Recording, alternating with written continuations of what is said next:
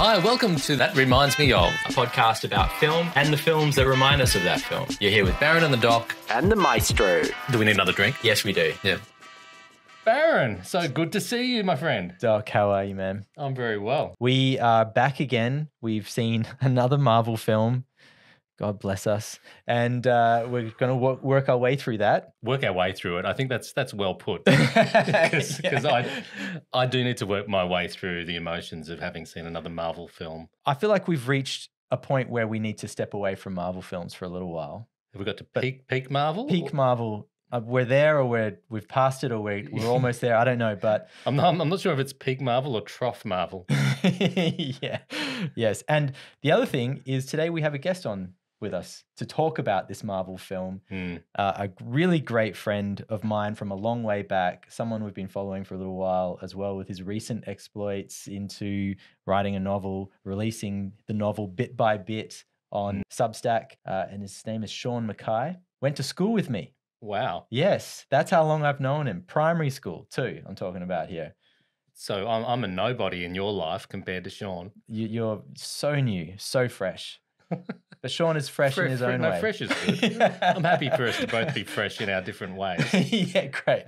Look, man, I think we should just get him straight on. What do you reckon? Well, actually, okay, we have him on right now. He's already on. And we just haven't introduced him. But Sean, welcome to the show. Hey, guys. Thanks for having me. It's great to finally be on the show. Thank you so much for coming on. Thank you for saying yes when we asked. That's now our third time. I think we're on a streak. 3 people have said yes to being on our show. Yeah, most of them sort of hesitate, stall, but we eventually get them. So, hey, look, I lobbied you guys for about 6 months through my Substack to try and get on here. So yeah, that was fun, man. That was fun. I was enjoying reading your Substack, watching that unravel, unravel's the wrong word. Watching that happen, and we're the only ones that unravel. We unravel regularly, weekly, but then seeing that you had started to check out our podcast, and occasionally at the end of one of your articles would be just a little "this week" on That Reminds Me Of. It just tickled me so much. I loved it. Excellent. I loved it. It felt like we were secretly communicating to each other. Yeah, it's so true. Through the interwebs. Well, yeah, look, you call out a podcaster enough times. If they don't have you on, you may as well walk away. That's true. That's true. No, we're delighted. This is great. This is something I haven't mentioned at all. You have a history of being a film critic, and you've done that for quite a long time. Yeah. I don't know whether you want to call me a failed or a former film critic, but at a certain point I burnt out. I don't think there's an adjective required. I think just film critic. Yeah, look, it's the dream job everybody thinks they want until they've got it, and then you hit a patch of like 2 months of just D-grade Hollywood schlock, and you just can't get away from it fast enough. Yes. I thought you were going to say, then you hit the Marvel universe. Well, isn't that essentially what I said? Yeah, that is.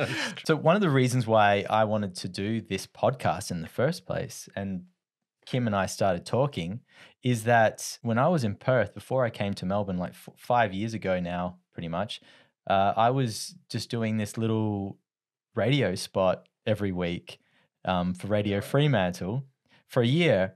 I think I saw 80. I think they sent me to 80 films in that year. So I know exactly what you're talking about. I saw everything. Mm-hmm. And it didn't matter what it was, if it was good or bad, if it was a kid's film, if it was, something kind of indie that you've never heard of, or just some big blockbuster. I went to them all. Saw way more Marvel films in that year than I thought possible. And that was just the beginning, because they just keep rolling, don't they? They sure do. My theory is that they're rushing them out as fast as they can to train an AI at the moment. So that 10 years from now, no people actually have to be involved. They'll just get the AI to spit out scripts. They'll use the AI to deep fake like the actors and stuff. Downey Jr. will be back because they don't actually need to pay him. Dude, we're almost there anyway, aren't we? Wow. We've got fake Downey Jr. already. But it was pretty bad though. Like that was not convincing. They've got work to do, but they're getting there. Yeah, exactly. That's why I'm giving them 10 years. Yeah. Wow. But that's such a That's such a good observation. Prediction, whatever it is, because it almost feels like a deep fake already, doesn't it? Except it's not yet. But like, I reckon they can deep fake something to the standard of some of the recent ones. Personally, That's true. Maybe what they're doing is they're slowly lowering the standard of the VFX, because I've noticed that of late, just so that you don't. So that then they don't have to come all the way with the deep fake, you know, like if they lower, you won't be able to see the seams and stuff. Exactly. Like if it just becomes normal and expected, they can slowly lower our expectations, and then the deep fake becomes easier for them. Or maybe they already have and we just didn't realize. Oh my God. Jeez. Hey, so anecdote time. I feel like I need to go there. So our listeners know that I'm a filmmaker. But what they don't know is where it all started. And it all started with Sean Mackaay back in, let me guess, grade 3 or 2 or something. I reckon all of the grade 4. All of the great pacts in life started between grade 2 and grade 4. Yeah, man, I know. And Sean, budding director at, what is that, 9? Yeah. Made, was it 1 short or 2? I can't even remember. One. There was a Camelot one. Yeah, and I wrote a second one, but I don't think we ever got around to filming it. And I was an actor in this film. What did you say? Why did you say Camelot? Camelot. Yeah. As in the Knights of the Round Table Camelot. Yeah, I had forgotten all about this, so thank you kindly. I'm glad to bring it back live for you. No, man, it changed my life. No, we had a great time, and I think maybe because I was already watching a lot of fantasy and a lot of stuff, movies, but I don't think I'd ever thought about making one. That was you that had that idea, and I don't even know. It's the classic. Got my parents, camcorder and shot a film story, right? Yep. Then anecdote continues. When I was about to go to university, I was making my first short film, and I called up Sean and asked him to act in my first short film. There you go. Oh God, yes. And I actually think Sean's 9-year-old film was better than mine. But anyway, I don't know. I never saw your finished cut. Yeah, that's fine. Who's the better actor? Oh, good question. Yeah, who's the better actor? Don't know. That's my question. I can't even. It was definitely me. Yeah, I agree. Yeah. I'd probably guess at that. Yeah.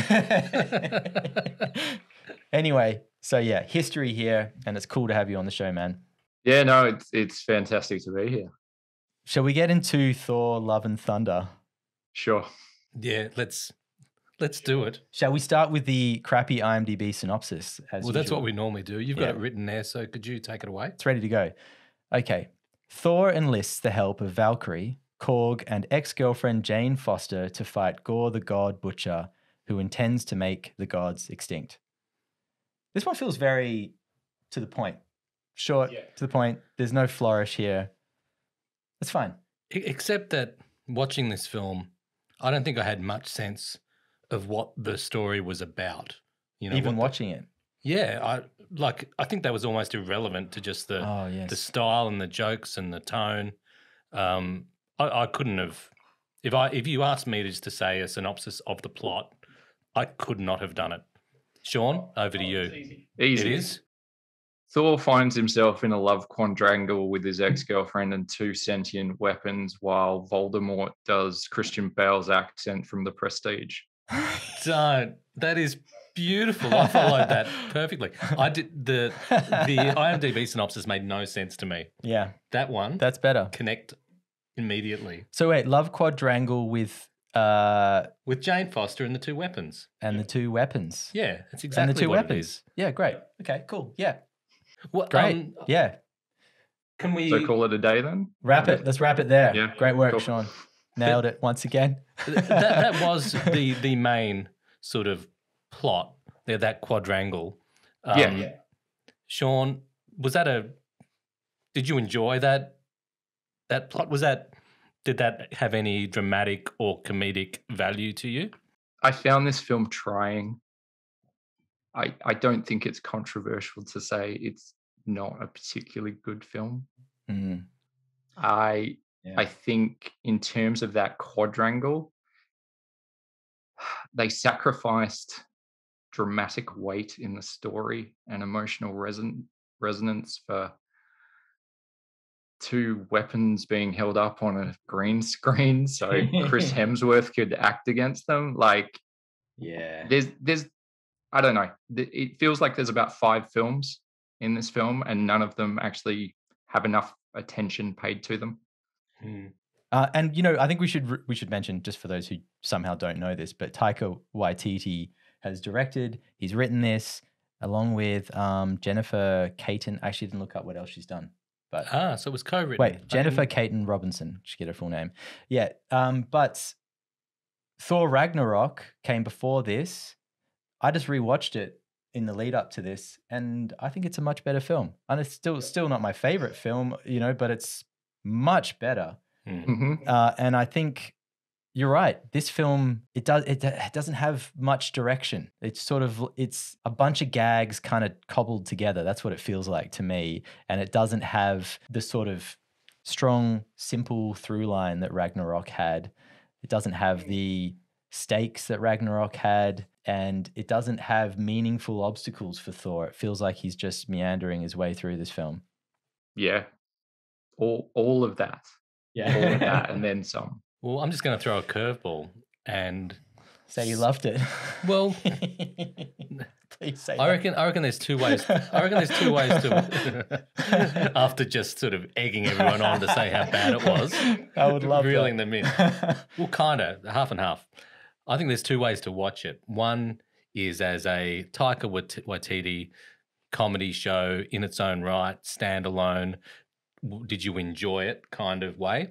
Yeah. And then a Marvel universe, does it add to that universe or destroy that universe completely? On the second one, I think it succeeds. I think it destroys it completely. It's made me lose all interest in the franchise. But as a standalone film, I got a lot of giggles out of it, and I kind of enjoyed it.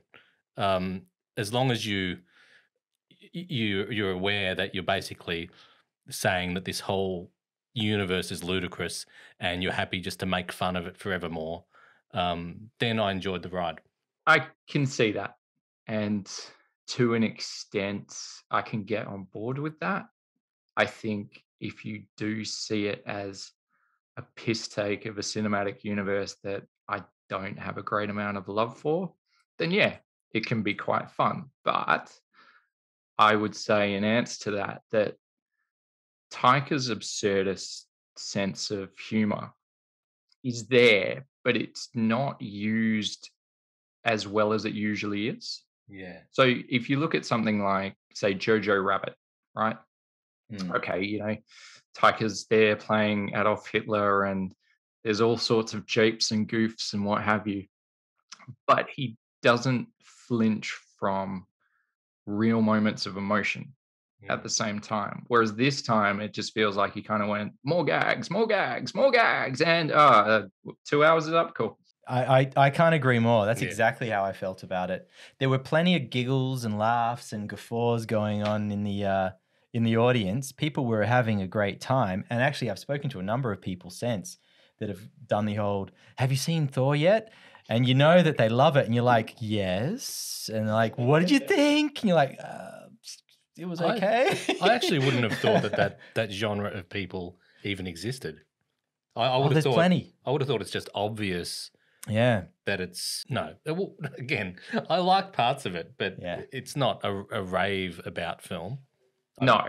And I think even if you're like rusted on to the MCU, I can't imagine that you walk away from it going, whew, I am pumped for the next phase. Yeah. No. It's if you're rusted onto the MCU, I think it's impossible to think that. If you're rusted onto Taika, then I can imagine you finding the good things. Well, the good news about Taika is that he's still brilliant in all his own little ways. And, you know, you can go and watch some other stuff that he's done recently that's fun. Like I just, as homework for this, went and watched Our Flag Means Death. not my favorite of his things. And at first, I was turned off. The first couple episodes, I thought, no, this isn't really doing it for me. But then I stuck with it. And actually, it has those moments of heart that you're talking about. And it is grounded in the right places, has all the jokes, but then he takes his time with it. And it does all those things well without any of the spectacle that Thor has. And it's better. It's a better thing to watch. Yeah, far better. Yeah, far better. And then you mentioned Jojo Rabbit, which was I'll just mention Our Flag Means Death was my sort of reminds me of for this. Jojo Rabbit is is like a double reminds me of, because that one is just like, that's a beautiful film. And that's him nailing it. but imagine what he's up against, like with the Marvel machine, there would be so many things that so many beats that he's got to hit with this. Yeah. And to get some sort of humor into there and make it entertaining and make it feel like his own film would be tough. So he doesn't have the luxury of having all the, having just owning it like Jojo Rabbit, which on a nostalgic, note was our first episode 1. Good. Oh, wow. Great call. Yeah. Very cool. Yeah, look, there'll obviously be pressures all the time with something like the MCU to kind of conform to that Marvel house style. But I actually think a lot of the issues in this stem from him not being hemmed in enough. Like, so I had a read on the Wikipedia page, and say what you will about Wiki as a source, and him talking about the writing process for this film, and I just had visions of him hunched over a typewriter going, ha ha, more. It sounds like he went through about a dozen drafts, and with each draft he just added more and more and more and more stuff till it just kind of falls apart under its own weight. And as much as I dislike a lot of what Marvel does, I can't imagine that it was them driving him to do that, unless the note from the studio post Ragnarok was that, but more. When I watched Ragnarok, I was thinking, you've got Taika's sense of humor in here, but it feels quite restrained. It's like he's trying to deliver a Marvel film at the same time as inserting his humor into it.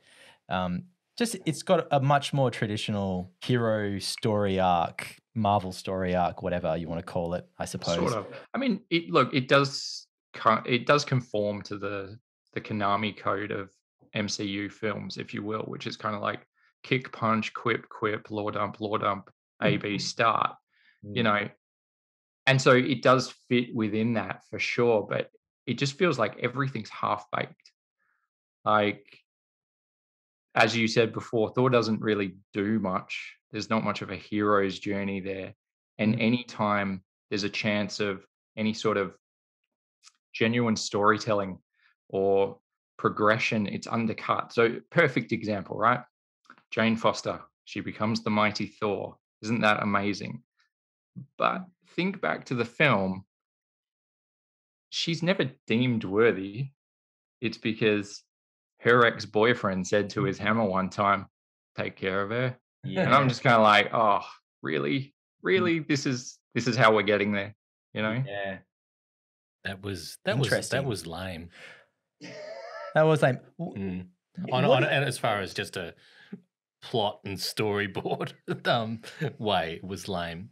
Yeah, the because you're talking about Thor never really having meaningful obstacles and stakes to kind of work through in this, and so you kind of don't really. I found I didn't really care much for his journey. It was just about the jokes. But the trailer was quite misleading. Like the trailer gives you this sense that you're going to see a Thor who's like completely given up. He's gotten fat. He's been eating, whatever, just given up completely. And there was going to be this great sort of like call to action that was going to come up at some point that he would probably going to refuse a bunch of times, and then he'd finally start getting in shape. But it just doesn't happen. It's all in the first like minute of the film. The whole trailer is in the first minute of the film, and then you're off to this whatever the film is after that. Oh yeah. Yes, whatever that film was that we Yeah. all watched. But Joseph Campbell, I think he had I'm calling it, that was a joke. I was calling you Joseph Campbell. Oh, nice, cool. Yeah, Cool. Didn't quite work. I thought did you were it, just Sean? about to quote Joseph Yeah, Campbell. no, I Okay, got realised it was got sounding like I was quoting Joseph Campbell, but no, it was meant to be a Joseph joke. Campbell here. Yeah, Joseph Campbell, author of The Hero's Journey that you were alluding to Yeah. with the whatever. Where was I going with that? No idea. Well, what I won't go on with that thought, but I Skip to a new thought. did want to say another thought about the hero's journey. I find that we've got Thor now, and we've got what's his name, the other guy that's hanging around the Marvel universe, Doctor Strange. Both of them are these superhuman. Well, Thor is a god, and Doctor Strange can do anything, and it makes it difficult to have any tension, any obstacles to get over. Like they're not like, it's not like Batman or even Spider-Man where they're kind of half human with they're fallible. These guys can do anything, and in that it just takes away any narrative tension. And I find that if that's all we've got in the Marvel universe, it's just a bit dull and there's never any obstacles to overcome. Discuss. Is that possibly just poor storytelling?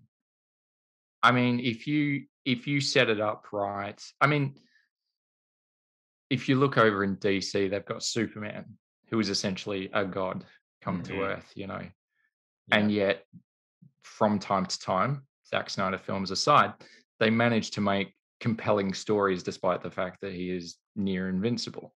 So is that just lazy storytelling that leads to you sitting there going, oh, well, what are the stakes here?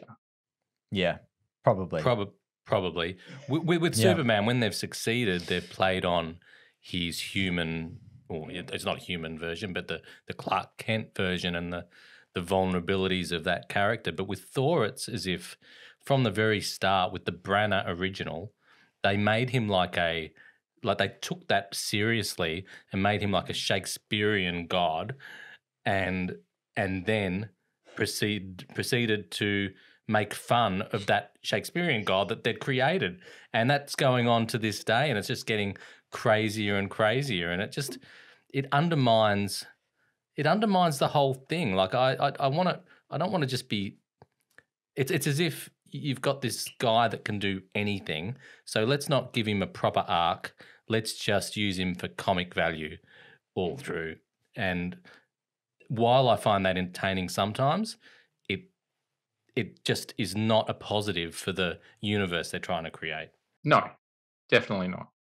I think you guys talked about in the Doctor Strange episode about the multiverse and how you found that was leading to, a similar take on the MCU. Now, admittedly, in my head, as I was wandering the streets of Perth listening to that episode, I was like, no, you guys have got it wrong. It's just lazy storytelling. That's how you make it work. But no, you are quite right. Like, unless you are able to properly arc characters like that and put genuine stakes there, obstacles in their way, and create moments that matter rather than just, hey there, my axe, I'm going to pour beer on you, then what are we doing here except for making Disney squillions of dollars? What are we doing here? I think this is a wider issue with the MCU, is that to an extent it lays bare the cynicism of filmmaking. That primarily films are investment vehicles, and so you play it as safe and as broad as possible so that you hit as many people as you can, and then you do it again next time to bring them back. And in fact, in some ways, this is a rare outlier from that model, because the film's both too bonkers and not bonkers enough. Like, I don't know who the audience for this movie is. Yeah. Well, no, I think that's a great call. However, I mean, I wonder what the general people that were in the cinema with us walked out, because there were lots of laughs the whole way through. But I wonder if they came out at the end going, I laughed a lot, but I still don't feel satisfied. Because I know I didn't feel satisfied at the end of the film, but then that's not uncommon for me with these sorts of films. But like these people who sign up for an MCU film and come time after time, I wonder if they came out just going, that wasn't quite, something wasn't gelling there, you know? Mm. I wonder if they wouldn't have felt satisfied simply because it's quite a standalone film in a lot of ways. Like it doesn't necessarily tie into the wider picture and where Marvel's heading with this phase. Yeah. Like, and Do you know those, where they're heading? Yeah, of course. Oh, because you know the comic books and that a bit, yeah? Yeah. Oh, The second the word incursions came up in Doctor Strange, I was like, I see what you're doing there, Marvel. But Okay. was it yeah, I see what you're doing there, Marvel, or was it, oh wow, I see what you're doing there, Marvel? I don't think I'd ever react in that way to an MCU film. So probably the former. Okay. What are they doing? Can you explain what the incursions thing is? Yeah, okay. Because we don't know anything about it. Jonathan Hickman, who actually not Matt Berry. Is that his name? Who was on the Doctor Strange episode? Close, Mike Barry. Mike Barry. Very Okay, good. Matt Berry is the guy from What We Do in the Shadows, the TV show. Anyway, he actually mentioned Jonathan Hickman, but in a different context on that episode. So anyway, he had a run on the Avengers about, I don't know, a decade or more ago now. And the core idea behind it was the multiverse is out there, but these things called incursions are happening. And an incursion is essentially the death of a universe within the multiverse. And then Marvel actually took that through to its logical conclusion and killed off the Marvel universe. Well, that's wonderful. When's that going to happen? That's where they're going to take it. Okay, so eventually they'll kill off the whole thing and then restart? Well, yeah. I mean, that's what they did in the comics.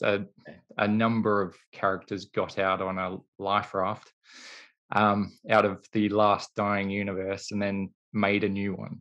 And you watch. It's how Marvel will be able to reset everything, give you a whole new run of characters. They'll be able to recast Iron Man. Like, they'll do the works.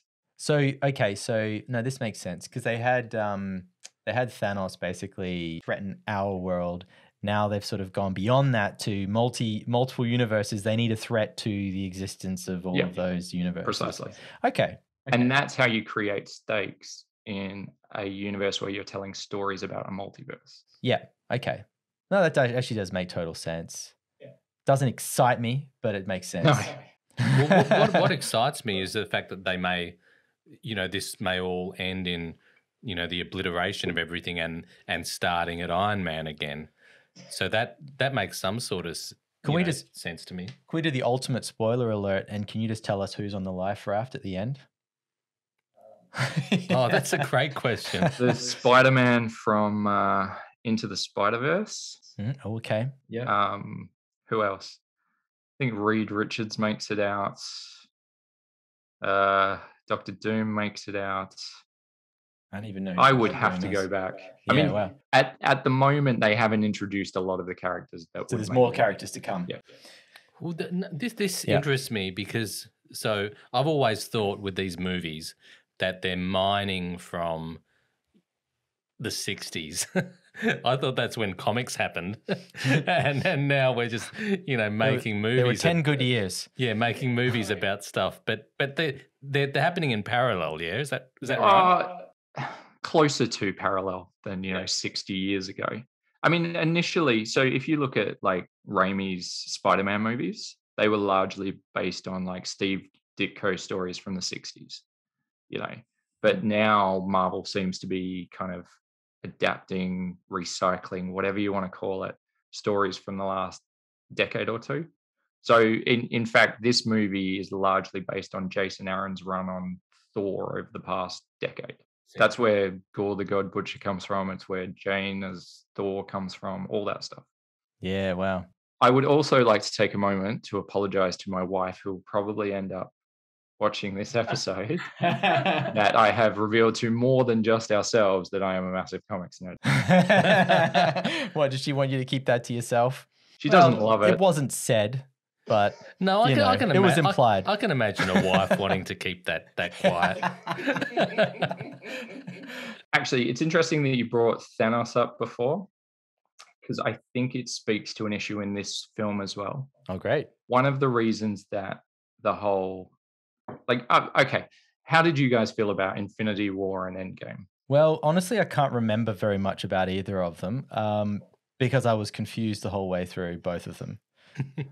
Because it was just wall-to-wall fan service, and you're just kind of like, who's that? I was like, wait, what? Why are they doing that? Wait, yeah. Why is this happening? Okay, wait, no, I think I've got it. Nope, I haven't got it anymore. Well, what about you? Yeah. Wouldn't I don't think I saw them in real time, like when they were out. I just waited till they came on Disney or whatever happened. However, I did really enjoy I as a kid, I loved the Hall of Justice with, when all the superheroes came together. And I remember those comics. So I really love when you get all of them together. So I just enjoyed that. So I would have to say I enjoyed the ride without knowing or caring anything about the actual plot. That's probably a good way of doing it. Yeah. So my issue is kind of Thanos wipes out half the universe, right? Why do I care? At no point has Marvel spent really any time in any of their films showing me these people outside of our heroes. Right. Those stakes don't really exist for me as an audience member. And that's the same issue here. Oh no, Gore's going to wipe out all the gods. I've met Thor and Russell Crowe doing Con the Fruiterer. I mean, why do I... The stakes for me as an audience member are this guy might wipe out Thor. I would have loved to have seen Mark Mitchell doing Zeus. Mark Mitchell doing Zeus. That would be great. That would be great. Well, we sort of got that, but I tell you what, when Russell Crowe arrived, I'm no Russell Crowe fan, but I laughed because I thought, yeah, this is freaking perfect. He's the perfect choice, isn't he? He is. That over the hill guy. Because he was sort of fat arming it, like he's chubby, and it was in the muscle top. Yep. And then he had the little tutu, which so he was clearly in for taking the laughs. Mickey out of himself, or at least I don't know, he was knowingly doing it, but like the Taika was wanting him to take the Mickey out of himself. I thought that was good. I love how Taika, you were on a point here, Sean, so I'll keep it short and we'll get back to what you were saying. But I like how our Taika just casts so many Australians and New Zealanders in all these things because it is fun to see. And not just cast them, but actually frames them in shots. Like, I legit don't think I've ever seen a close-up on a Maori person in a Hollywood film ever. Yeah. Yeah. It might be gone in the blink of an eye, but you do notice it and you do go, oh yeah, cool. Yeah, it's cool. Now we just, because we're talking about Zeus's palace of oddities and whatever that place was, that actually did reminds me of that little sequence, which I'll share with you now. And that is the boys. Does Sean know the rules? He knows the rules. He's an avid listener. He's heard every episode. I've got a list on my phone. Do you have a list of them on your phone? Yes. Awesome. Yes. The boys. And the reason that came to mind, this idea of the gods all being dicks and, not actually giving a hoot about humans and just, being self-serving. When I saw that, I thought, yeah, that's the boys. Not taken advantage of in any way in this film. It's just they've sort of crammed it in there in a little segment and then they move right on and, move past that. Which is kind of just what they do with everything, isn't it? Which is everything, yeah. It comes up at the start of the film and Christian Bale has his heel turn because a god is a dick to him. And I'm sitting there going, oh God, this is the film we're in for. But it just moves on. It's like New Asgard, which looks like it is a suburb constructed on the backlot of a film studio, which is pretty much what it was. But yes, you could make a reading of that it's about the kind of commodification and Disneyfication, if you will, of like traditional cultures and what they need to do to survive in the modern world and stuff like that. And then nothing's done with that at all. Yeah. Great Instead, call. you 'Cause just that kind could of have been. drop into this weird, like, what if Parks and Recs, but in the Marvel universe? It's beautiful. Yeah, that's a great call because that is a way you could look at that. It's interesting. You could delve that Mhm. for some more goodness, but no, we just No. move straight on. No. Move Yeah. on. Nothing Move to on. see here. There's more jokes to be had Yeah. just down the road here. Parks and Recs. What's his name? The Guardians of the Galaxy guys in Parks and Recs, isn't he? Yeah, Chris Pratt. Yeah. Right. Just throughout the film, there's so many of those. You know, for instance, all of the mortality stuff throughout the whole film that doesn't really get mined at all. It's sort of there, like, you know. You mean all the cancer Jane. stuff? Yeah, Jane's dying of cancer. We're going to do anything with that other than just, you know, very light kind of lip service to it? Not really. Well, and to suggest that in New Asgard they are quite happy to break patient doctor confidentiality because for some reason it's Thor that's like, oh, it's Mjolnir that's like sapping you of your strength to fight the cancer. I'm like, you're not her treating physician. Like,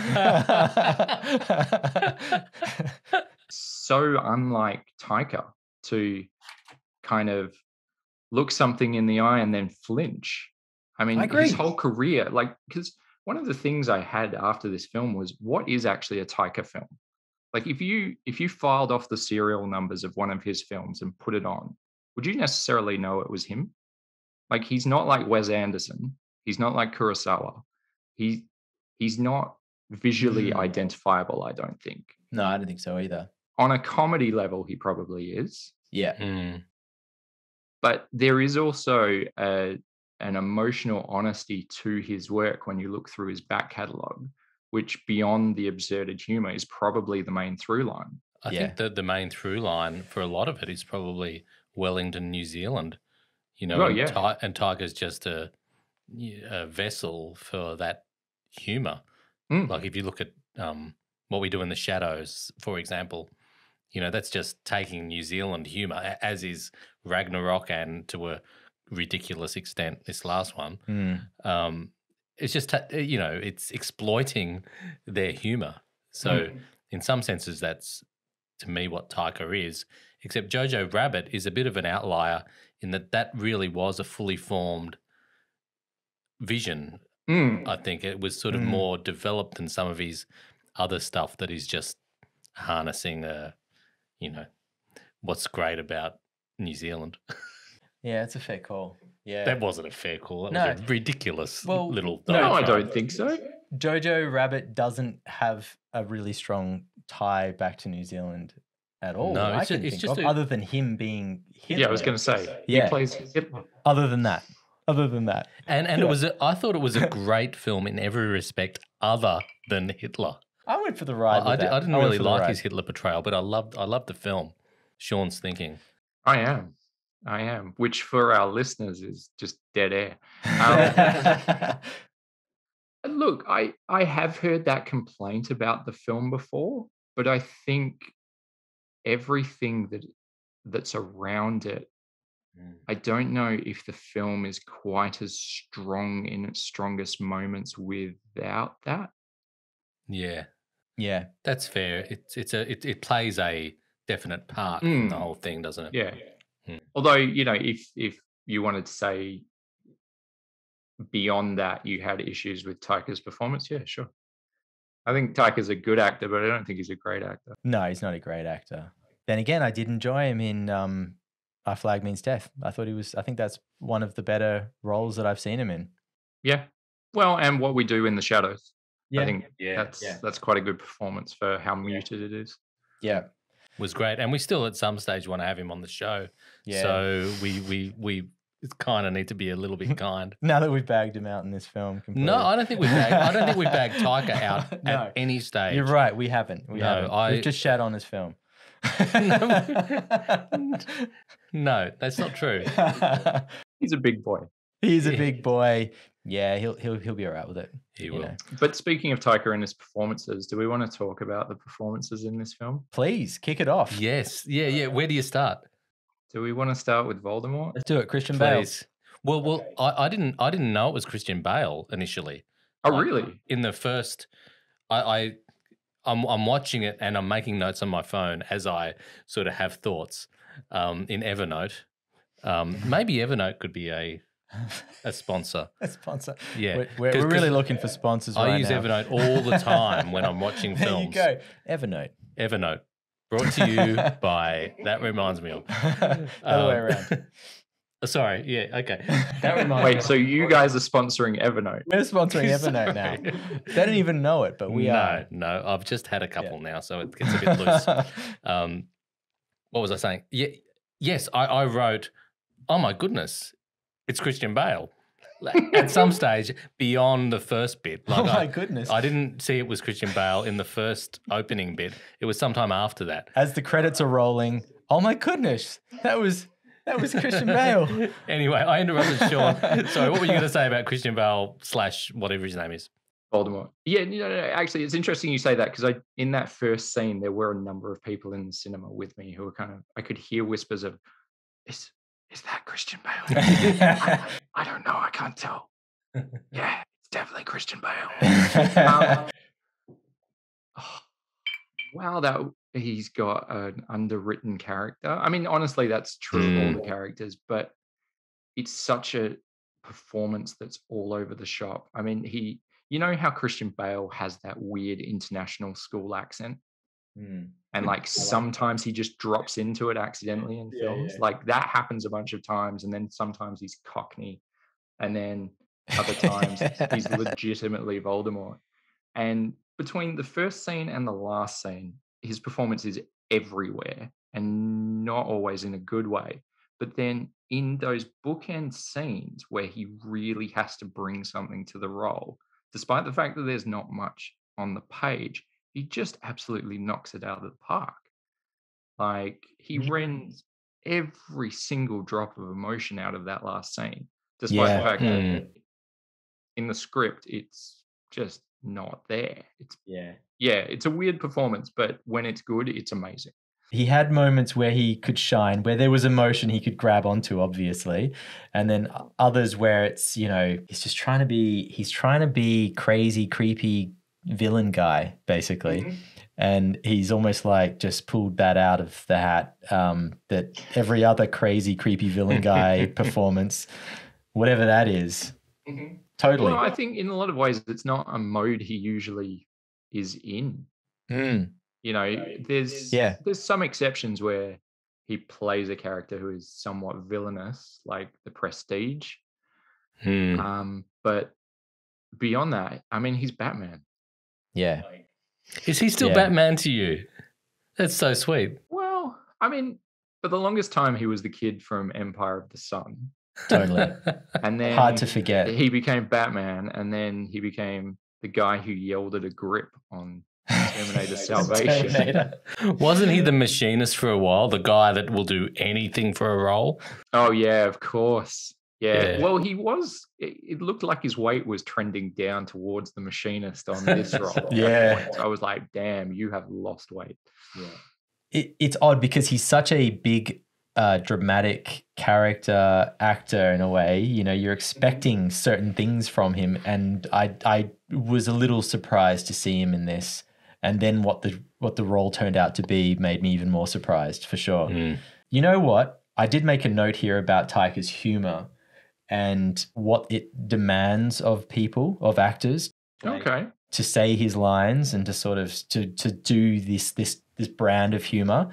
And Chris Hemsworth can do it, obviously. He's fine at it. He's great at it. Nails it. In fact, that moment, you lost it, and I did too. But it was in the trailer, so I was cued on it. I'm not sure yet if you're being serious. No, I'm being serious. Okay, cool. So the bit where Star-Lord is saying, look at all the ones you love in the eyes, and then Hemsworth just slowly, with his blue eyes. It was perfect. It was perfect. Pitch perfect, right? I don't know what you're talking about.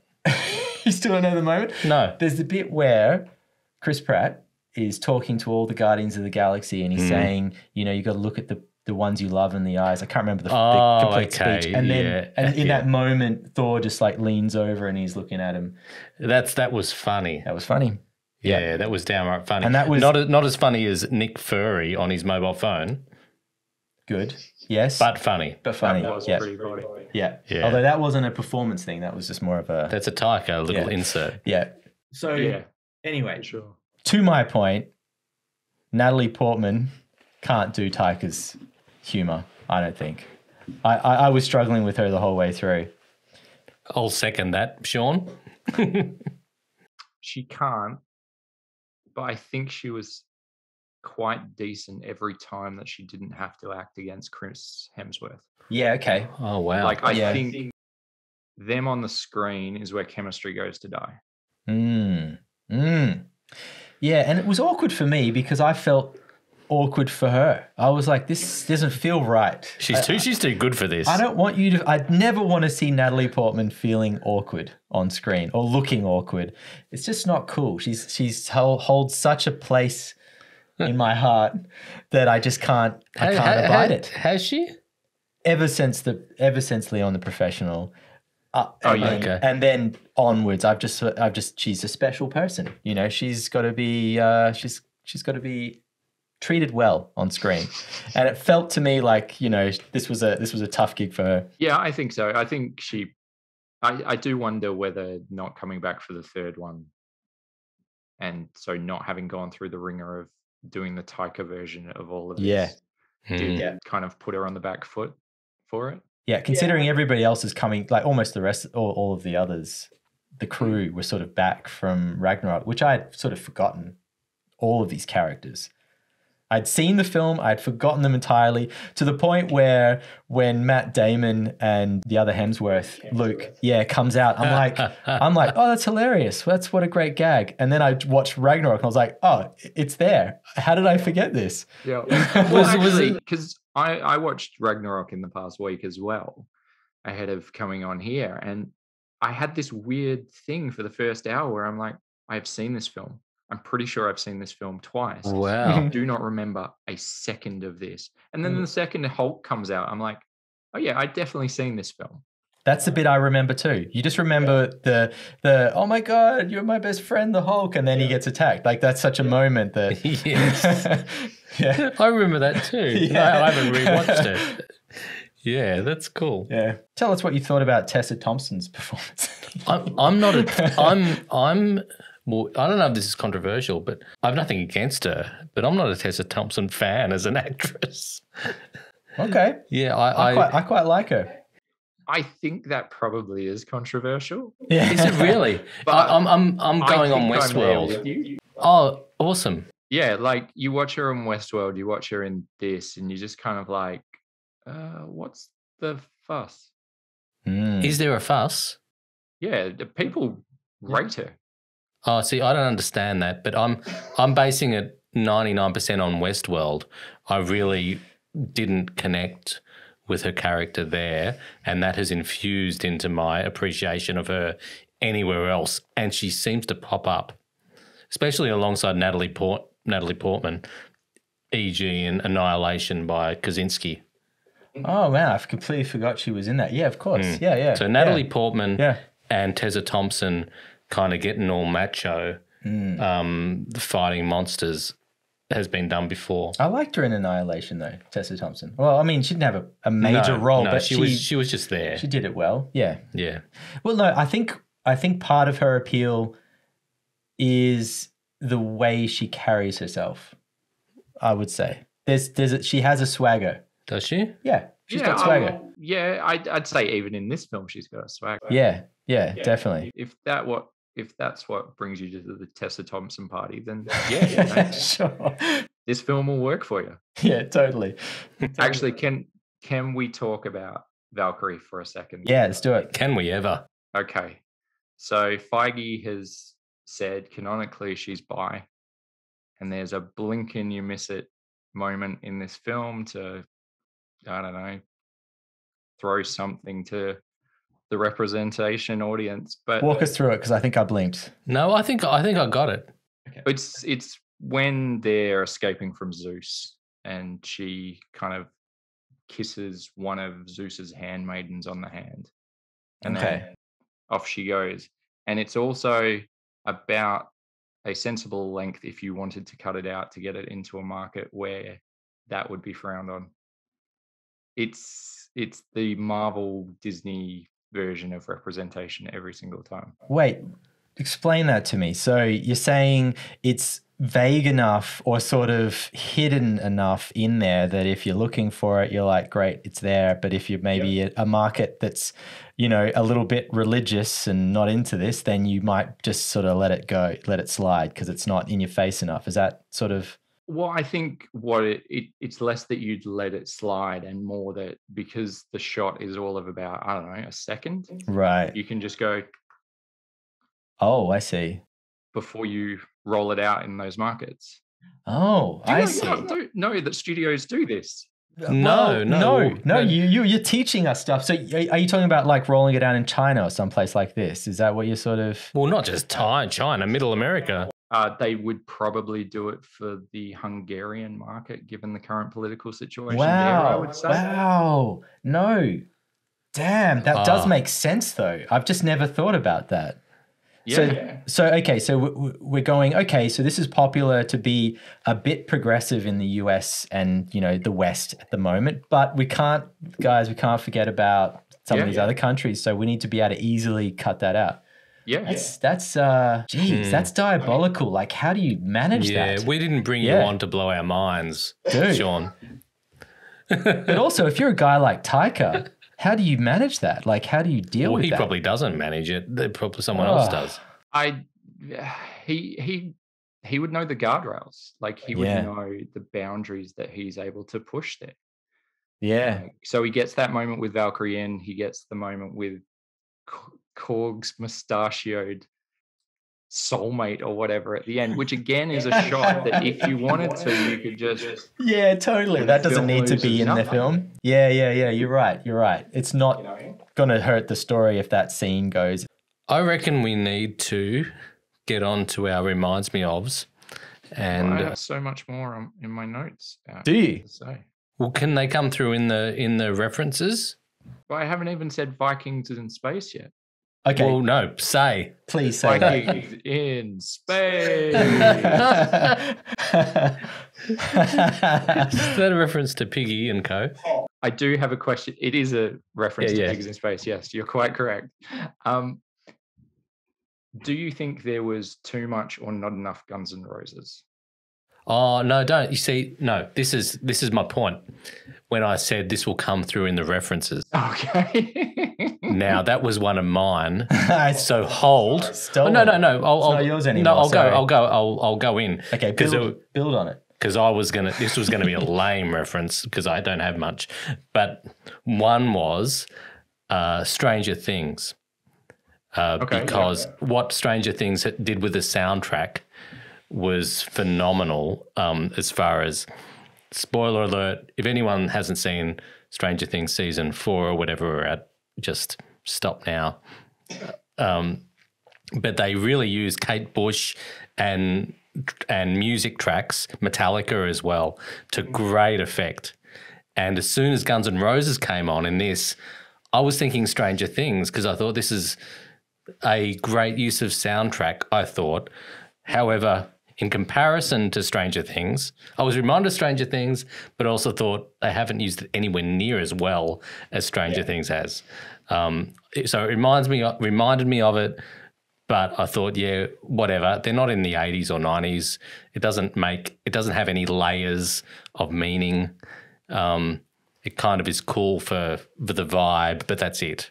So proceed with whatever you were going to say about Guns N' Roses. Oh, so my conjecture is that there was not the correct amount of Guns N' Roses in that film, and I cannot, for the life of me, work out if it's too much or too little. Oh, it's just, you just know it's not right. That's so cool. That's awesome. So they either had to dial it back or go in heavier. Oh, yeah. I'm talking like every 10 minutes of that film, like drop another track. So, okay, now I'm just going to have to admit that I don't... Such a good observation. I'm sorry. Okay, that's good. It's great. Because it was like heavy. It went long. It went deeper than you thought it would, but then didn't keep going. Exactly. Great. What do you mean by deeper than you thought it would? Well, I think it had a couple of tracks, yeah? So 4, but they played Sweet Child of Mine twice. Yeah, okay. Yeah. But like, I think what it is it's kind of like the first time it happens, you're kind of like, oh yeah, cool. So this is going to be a real like 80s hair metal soundtrack. And then the next time it happens, you go, oh, it's Guns N' Roses again. It's all a right, theme. Buckle in. This is what the soundtrack's going to be. And then it just isn't. Yeah. So I don't know enough about Guns N' Roses, clearly. That's just something I have to admit right now. So in Ragnarok, is there the right amount of Guns N' Roses? Is it even Guns N' Roses? What's There that? is 0. That's What's Led that? Zeppelin. Okay, Led Zeppelin. Cool. Yeah. See, this is how much I know about so- that genre of music. Herein lies Yeah. the problem. Yeah. So you were just like, oh yeah, it sounds like the 80s. I remember this from when I was a kid. It sounds like music that I don't like. Cool. No. Sean's completely nailed it. Like Yeah. all I saw was some reference to using a soundtrack to good effect. But yes, it felt as though they played it to a point where it should mean something. It should be like Prince in the original Batman, or what else? Something that or Mrs. Robinson, where Simon and Garfunkel come in every 10 minutes, something like that. But it nearly went there, but then it didn't have any narrative effect. Yep, entirely. Look, they should have used the soundtrack strategy from the first Guardians of the Galaxy movie. Yes. Which has the greatest soundtrack of any of the Marvel films. Yeah, it's really cool. That is really cool. You know the bit where he pulls out his awesome mixtape? I used to have a whole series of CDs with Alex and Edith's awesome soundtrack or mixtape. That's fantastic. 2005 or whatever it was. And every year there was and all those white ones that you can just write on with a marker. So that spoke to me.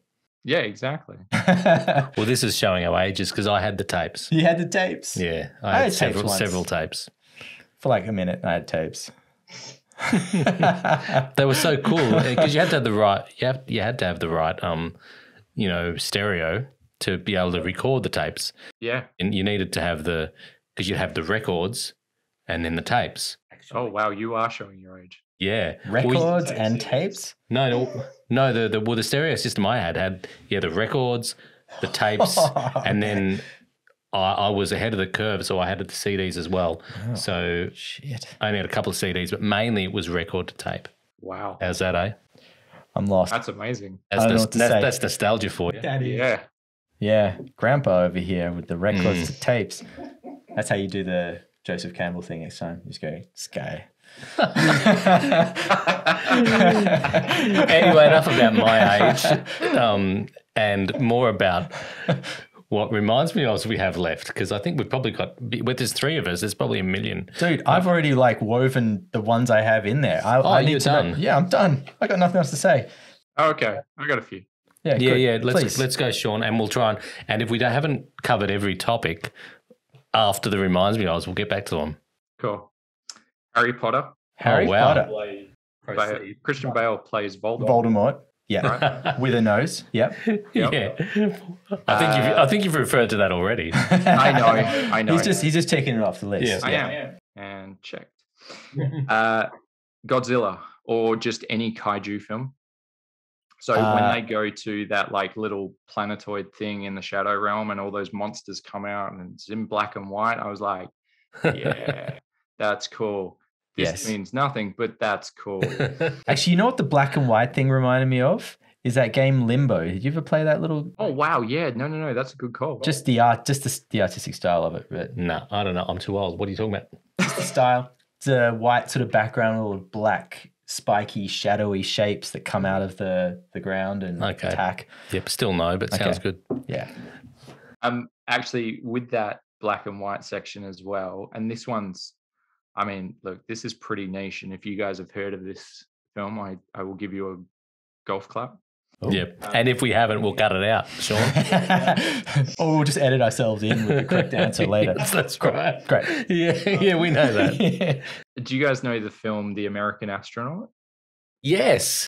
Whoa. Yes, I do. It's creepy. I'll leave. Yeah. Yeah. Yeah, I actually can't remember it very well, but yes, I do. Yeah, the second that black and white, like there's this quick shot where they're walking across the moon or whatever it is, and like the difference in their size relative to the moon. I don't know why, but I totally flashed on that film. I was like, yeah, I need to watch that again. Because Who's in it? Nobody. It's such a small indie film from last. Oh wow, yeah, okay. 15 years, maybe less. Like it played at Sundance the year it came out, but beyond that, it's the sort of.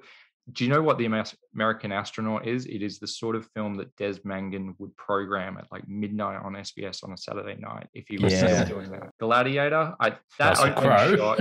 Russell Crowe.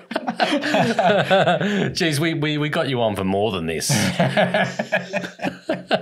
That's the best you can do. Russell Crowe, Gladiator. No. It was that Gladiator shot with Christian Bale walking across the desert reminded me of that shot that Ridley Scott keeps going back to, of like Russell Crowe with his hand going through the wheat fields. Yes. I don't know why, but yep. That opening sequence was pretty. Like when the film first opened, I was like, oh, this is moody. You know, we've got this is nice. And then it got all Madagascar on us first.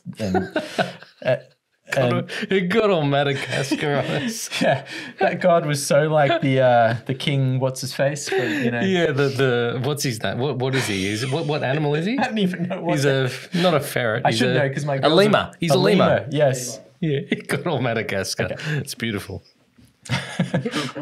Yeah, I'm just comparing. I'm comparing Sean's references to yours. Yeah. Don't think too deeply about it. So where are we with your list, Sean? Yeah. I reckon there's more to come. The Viking ship in space reminded me of the Adventures of Baron Munchausen. Beautiful, because there's almost shot for shot that shot. It even has a space whale, like there are space dolphins. Yeah, beautiful.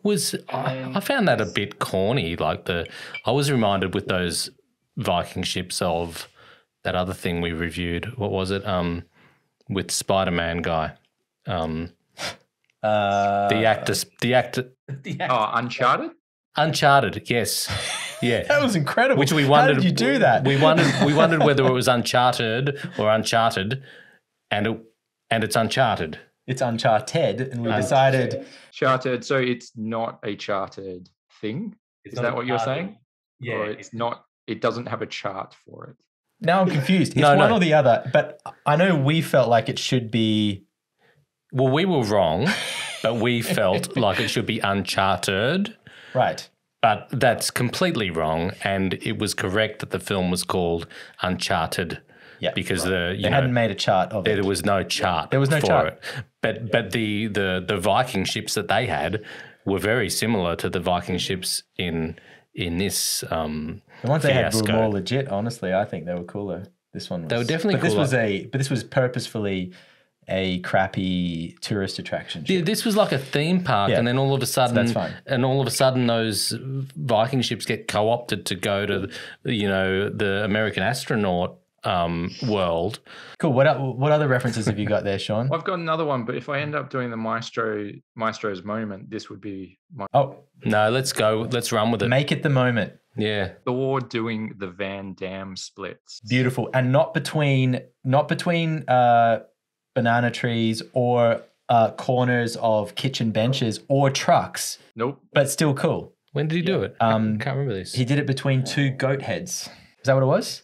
Wasn't it between two vehicles being No, you're right. by space chickens? That's what it was. Yeah, sorry. You're right. Yes. I was trying to remember. So when do the goats...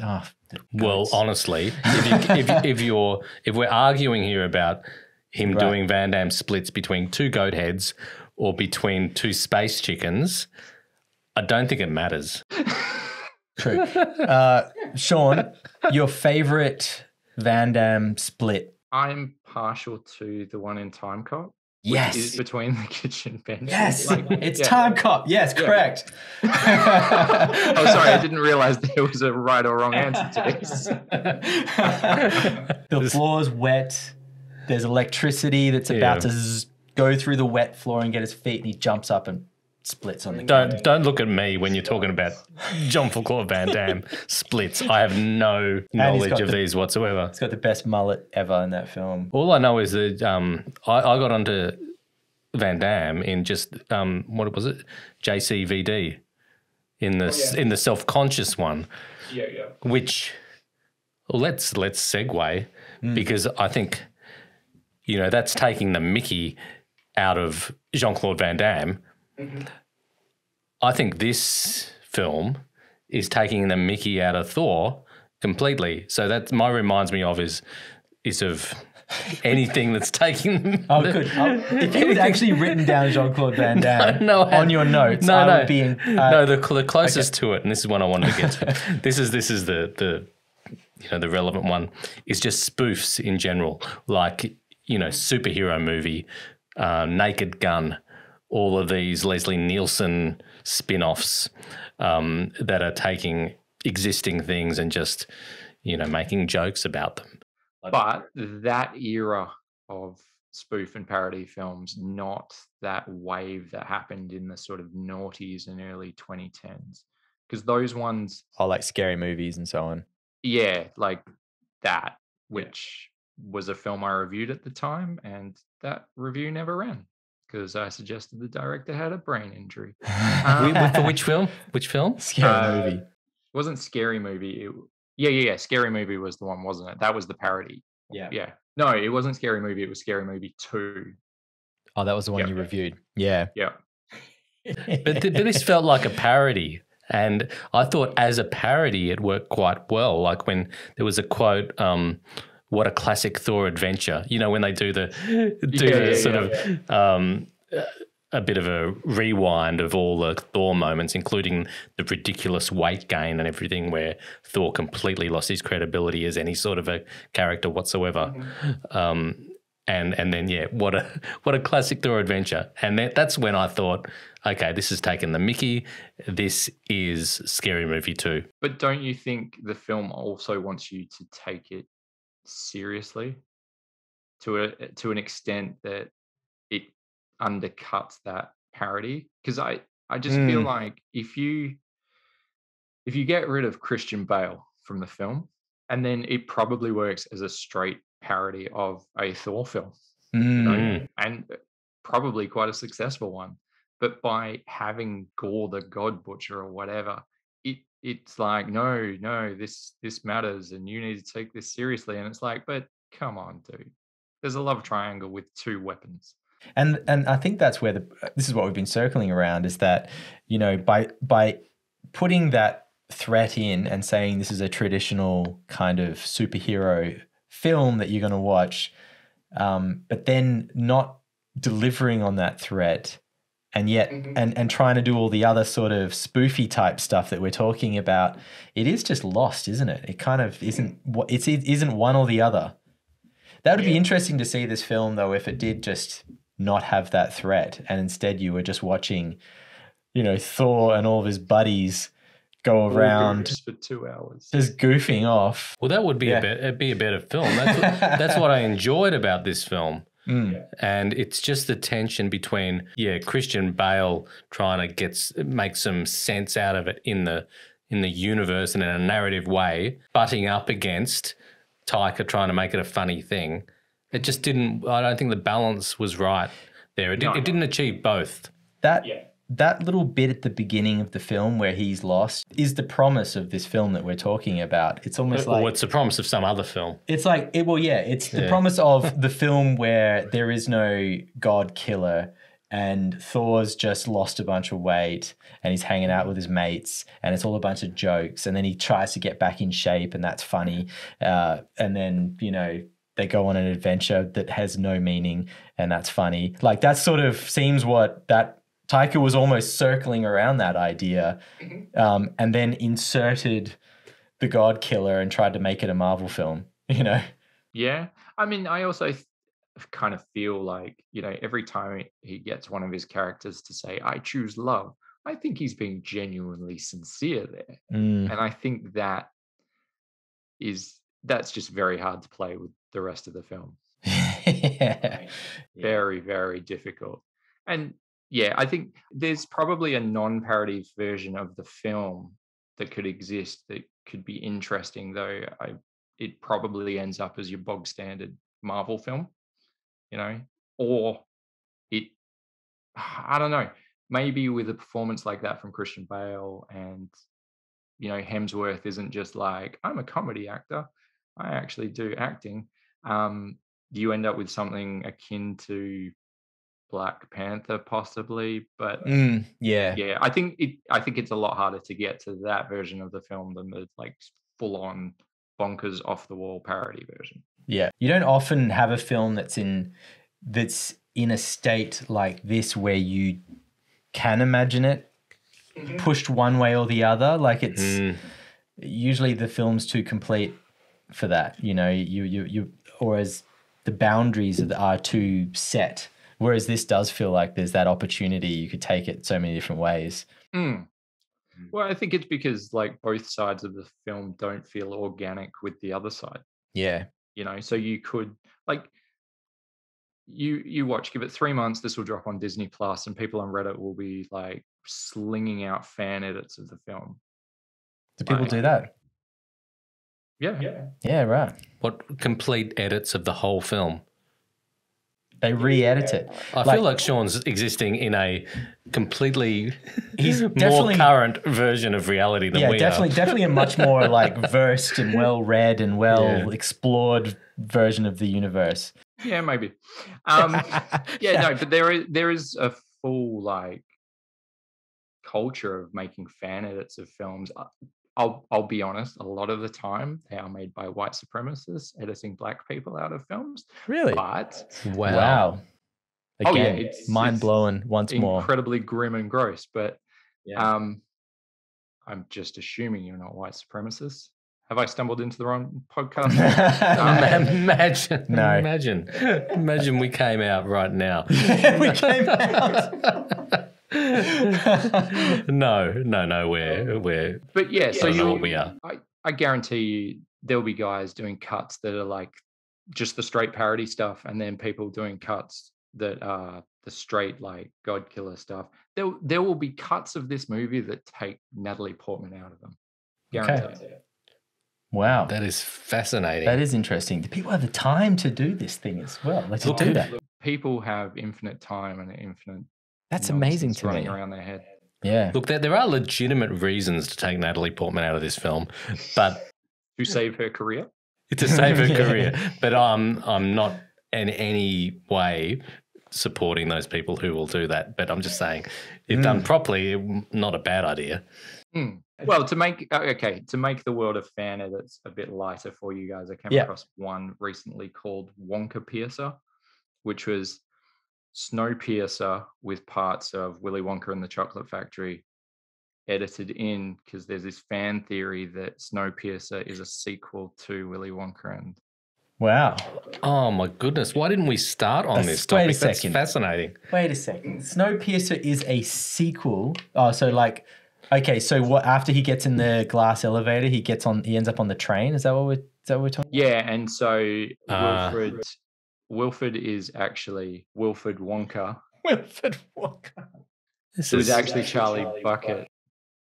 Oh from my God. Willy Wonka. Yeah, that's wacky, man. The internet is a freaking weird place, man. That's wacky. Like, it's interesting, that idea, but that doesn't make sense to me. I don't know how you come across that idea, but it's interesting. Is it just sort of vertical versus horizontal? Is that what it is? The glass elevator goes and the train goes that way.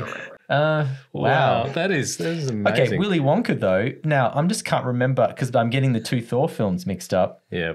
And the Depp Heard trial, but yeah. That hadn't got... Oh, no, okay. You hadn't gotten there yet. No. But one of the two films, Thor is in the Willy Wonka boat, essentially with the music playing. What? Maybe it's Ragnarok. What on earth are you talking about? You know when they all get into when all the kids get into the boat just after the chocolate fountain thing? Oh, no. I know what you're talking about in Willy Wonka. I don't know what you're talking about in Thor. In Thor, one of those two films, it must be Ragnarok. He gets into something No, it's just before he meets Jeff Goldblum. It's in Ragnarok, and he's whooshing towards the meeting, and the thing says, "Oh, you're gonna meet the maker or whatever in 5, 4, 3, whatever." It's the Willy Wonka song. The da, da, da, Okay. da, da. Not that one. You know the song. I didn't think I need to do this, but I need a toilet break. Go do it. This happens every episode. Every Sean, episode. Don't worry about it. because every I time. never stop drinking. What the fuck is that song? I can't remember it. The World of Pure Imagination. That's the one. That's the one. Not what the world needs now. That's what I was singing. Is love. Yeah, I'm not going to love. start singing. What else? Did you have any more reminds me ofs on your list? Once I got to Van Damme splits, I was like, Good. I think I'm tapped out. Good shit, man. All right, so I had one that I forgot to mention. I did think a little bit with that trailer and the little story about him losing his way, Thor losing his way, that it was going to be a Hancock type story. Oh, yeah. And that's kind of what I wanted it to be, honestly, from the trailer. But How disappointing for you. Yeah, it didn't go there at all. Look, I think that Taika is one of those guys, those directors that you can see has taken in a lot of pop culture and weaves those references the whole way through. And like when I saw that Willy Wonka thing, that was a clear moment of like, oh, that's Willy Wonka. This suddenly in a Thor film, you know? So that was, and like that Limbo thing that I was talking about, I was like, I wonder if he's actually played Limbo at some point and just thought, that's a cool style. I'm going to borrow that style or, you know, so. Yeah, and you don't necessarily see that a lot with the Marvel movies. No. Well, not pop culture references in that manner. Yeah. You know, which are kind of, he's building on them to create his vision for the film, as opposed to that really kind of boring shorthand of, hey, let's reference something for a cheap laugh. Yeah. Yeah, exactly. Yes, it's more of a, I'm going to put this in here for the fans. It's a, you know, and I'm going to borrow that style and people who know will recognize it and it'll be fun. So how do we feel about Jane dying? Well, one thing I felt about it was that I thought it was a little bit strange that her body turned into magic golden dust and Gore's body just was a lump of flesh, just no magic dust at the end. And I was trying to figure out the rules of this world. Like, why does she get magic dust and he just gets to be a dead body? I think if you if you go on a journey to try and work out the rules of the world, you're not going to be satisfied. Yeah. The only thing I will say in defense of the magic dust is that when I watched Ragnarok, I saw that Odin also turned into magic dust. So maybe it's a you've been a god once kind of thing. Or you're one of the above the line actors. Yeah. Or you didn't sin much, so you get to be magic dust. The sinner, just he gets to be buried with the worms. Yeah. What was the question? Was it, did we care about Natalie Portman's character Yeah, sorry, dying? that was the actual question. So, well, the simple answer is I didn't care. You know, if she was a real person, I would have cared deeply. But in this film, I didn't care one iota. No, I'd agree with that. I guess then, okay, maybe my question is, did we care? Do we think it was the right choice? Yes, I think overall it was the right choice. What, to get rid of the for character? For her to die. Like, if you're going to dangle this, you know, the whole cancer storyline, and then I feel like it needed to pay off that way. But it wasn't given enough gravity throughout the film for it to really actually pay off. Yeah. So, like, I feel like it, yes, on paper, right choice, but there was a whole bunch of stuff that needed to happen throughout the script for that to really work. Yeah. No, I think I'm on the exact same page with you. Like, yeah, I think that if you don't have that, then her one moment of actual agency in the film is completely destroyed. Yeah. You know, and then what was the point of bringing that storyline in, except for the fact that Natalie Portman said, oh, I kind of liked Ragnarok. Yeah, I'll sign up for the next one. Yeah. She'd be expensive. Oh, she wouldn't be cheap. So, like, it pays for Thor 5. It'll be God help us, God's help us. It'll be Cheaper not to have her there. Controversial, maybe, but I wonder if Taika gets Thor 5 after this film. I don't know if he does. I don't think I've thought about it much. You've thought about it much? See what happened there? That was good. I quite liked that. But what does it have to? I would challenge that and say it's either got to continue in the same vein or be just chopped off at the knees and done with. Like, are we not better just to keep with this? You know, now that we've invested in a couple, like we're not going to go back to Branagh, are we? And you know, King Lear. Well, look, I think beyond the kind of style of humor of the last two films, I think how it performs is Marvel's going to take a lesson from that. And that lesson is either going to be, yep, it's fine to keep doing this kind of standalone style that's really wacky and, you know, the people seem to love it, and sure, let's bring Taika back.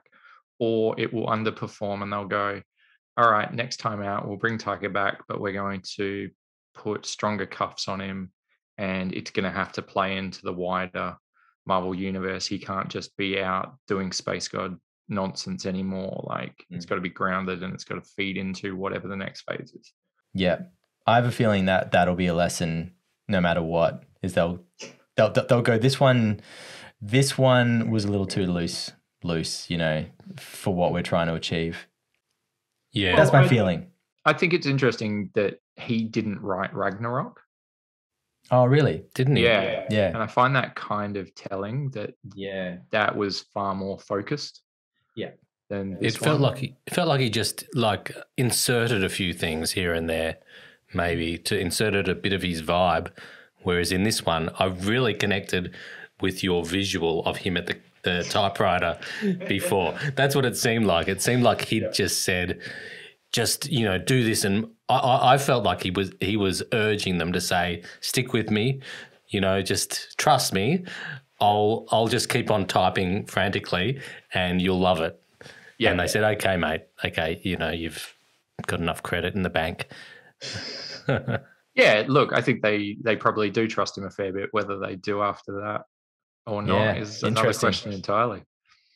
Totally. Who knows? Maybe he gets busted down to making like a Disney Plus series. We're like, you like TV, don't you, Taika? Have that. Wow. That's another conversation altogether. That said, I would watch the hell out of a Taika Disney Plus show. Like, of course. Hands down. Of course. Do you have any more reminds me of, Doc? Because I'm tapped out. Sean's tapped out. Not really. I had one. I had What We Do in the Shadows. I know we've talked about that, but I had that as reminds me of as an example of when outrageous sort of superhuman characters are just doing mundane sort of things and the humour in that. And I thought that Taika probably brought a bit of that into this, like with Thor as a god, but making, you know, jokes about him, like with Christian Bale's daughter in the end in a domestic situation and like in his relationships. Had a bit of What We Do in the Shadows about it. Yeah, for sure. Actually, if he had leaned into that far more, like a god doing domestic chores around the home, sign me up. Yeah. But do you know what that is? That's a Disney Plus series. Beautiful. Well, you know what, Sean? We haven't talked at all about Lunch Eater and your Substack. Should we wind it up and then have a little quick chat about that? Yes, let's wind it up and then this episode, and then we'll have a little chat with you about what you've been up to. Sure. And we'll put that in as bonus content. Does that work for you? Nice. Awesome. Well, hey, thank you so much for joining us for this episode. Thank you so much for having me. You've been great, Sean. Thank Cheers, you. dude. Love your work. Have fun, guys. See ya.